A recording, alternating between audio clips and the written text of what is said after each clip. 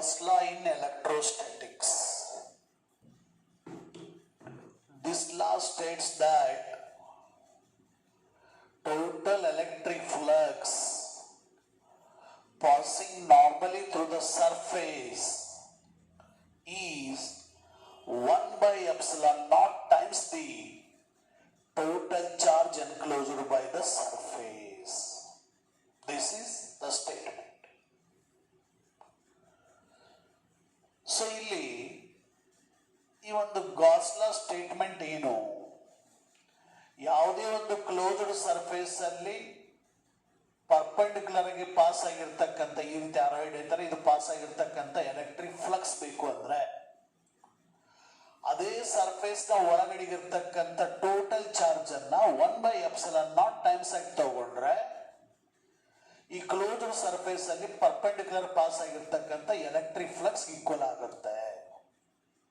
Phi is equal to 1 by 4 pi epsilon naught into Q. Phi ಅಂತಂದ್ರೆ total electric flux passing normally through the surface, this surface. Q is the total charge enclosed by the surface. ಈ surface ನ ಒಳಗಡೆ ಇರತಕ್ಕಂಥ total charge.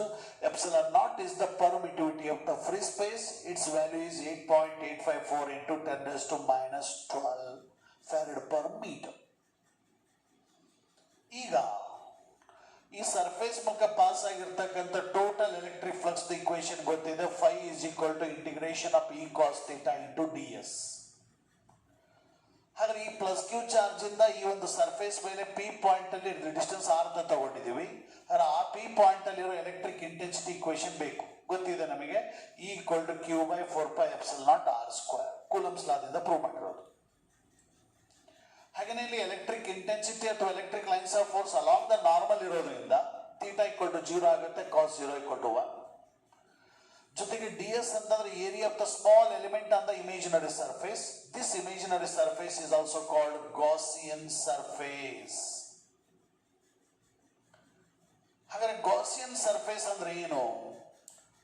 The surface around the charged body in an electric field in which Gauss law holds good is called Gaussian surface.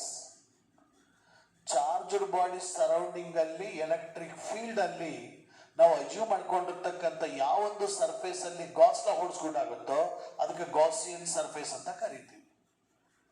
ಹಾಗಾದ್ರೆ ಈ ಒಂದು Gaussian surface ನ small elemental area ds ಇದೆ. ಹಾಗಾದ್ರೆ ಇಂಟಿಗ್ರೇಷನ್ ಆಫ್ ds ಅಂತಂದ್ರೆ entire area of the Gaussian surface. ಇಲ್ಲಿ point charge ಇದೆ ಅಂದ್ರೆ ಅದು ಸ್ಪೆರಿಕಲ್ ಶೇಪ್ ಅಲ್ಲಿ ಇರುತ್ತೆ. ಹಾಗಾಗಿ ಅದು ಸರೌಂಡಿಂಗ್ ಅಲ್ಲಿ ಸ್ಪೆರಿಕಲ್ ಗಾಸಿಯನ್ ಸರ್ಫೇಸ್ ಅನ್ನು ಅಜ್ಯೂಮ್ ಮಾಡ್ಕೊಂಡಿರ್ತೀವಿ.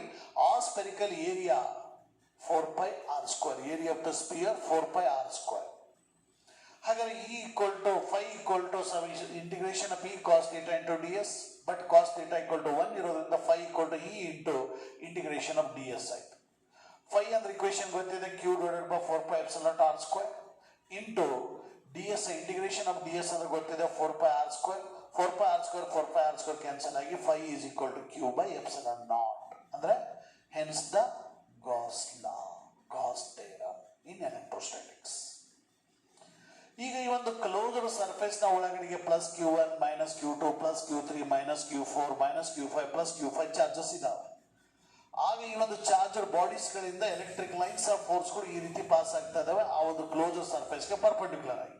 ಹಾಗಾದ್ರೆ ಈ ಕ್ಲೋಸ್ಡ್ ಸರ್ಫೇಸ್ ಗೆ ಪರ್ಪೆಂಡಿಕ್ಯುಲರ್ ಪಾಸ್ ಆಗಿರೋ ಟೋಟಲ್ ಎಲೆಕ್ಟ್ರಿಕ್ ಫ್ಲಕ್ಸ್ ಬೇಕು ಅಂದ್ರೆ sum of the positive charges Q1 Q3 Q6, Q1 plus Q3 plus Q6.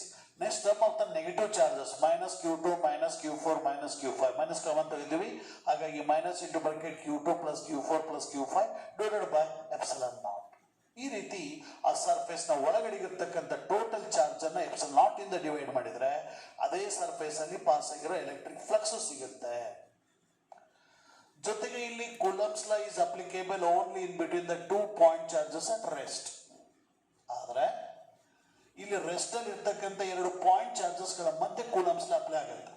ಆದ್ರೆ ಈ ಒಂದು Gauss law is applicable in between the point charges. ಹಾಗೇನೆ it is applicable in the larger size of any shape of the bodies.